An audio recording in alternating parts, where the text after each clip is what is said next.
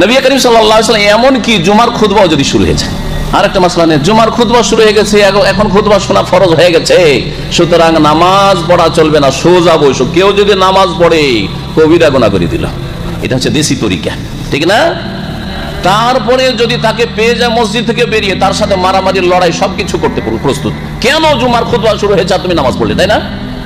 হাদিস শুনে নবী করিম সাল্লাল্লাহু আলাইহি ওয়াসাল্লামের সহিহ বুখারীতে রয়েছে, জাবের ইবনে আব্দুল্লাহ রাদিয়াল্লাহু তাআলা আনহু থেকে বর্ণিত, বলেছে যে রাজুলুন ওয়ান নবী সাল্লাল্লাহু আলাইহি ওয়াসাল্লাম ইয়াখতুবুন নাস ইয়াউমাল জুমআত, একজন লোক আসলো মসজিদে, ওই সময় নবী করিম সাল্লাল্লাহু আলাইহি ওয়াসাল্লামের খুতবা চলছিল, খুতবা শুরু হয়ে গেছে অলরেডি।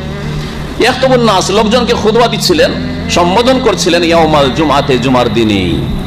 ফাকালা, লোকটি এসে বসে গেছে। ফাকালা, তখন রাসূলুল্লাহ বললেন আসাল্লাইতা ইয়া ফুলান, হে অমুক তুমি নামাজ পড়লে? তখন সে বলছে লা, না নামাজ পড়িনি, খুতবা শুরু হয়ে গেছে, আপনার খুতবা শুনবো না, এই জন্য বসে গেছি। কালা কম ফারকা রাকাতাইন, দাঁড়াও। কুম মানে কি? দাঁড়াও। ফারকা রাকাতাইন, 2 রাকাত নামাজ পড়ো, 2 রাকাত নামাজ পড়ো, তারপরে বসো। দেখেন বিষয়টি কত গুরুত্বপূর্ণ। এটাও তো করতে পারতেন নবী করিম সাল্লাল্লাহু আলাইহি ওয়াসাল্লাম, যে ঠিক আছে এবার ভুলটা হয়ে গেছে, আগামী জুমা থেকে যেন এরকম কাজ না করিও। আগামী জুমা থেকে খুতবা যদিও শুরু হয়ে যায় বাই চান্স, আর ওই সময় আসলে তাহলে তুমি নামাজ পড়ে বসে, আজকে যা হইলো, এটাও তো করতে পারতেন। এটা করেও ছাড় দিলে না, এখনই কারেকশন করো, এখনই আমার তরিকা ধরো।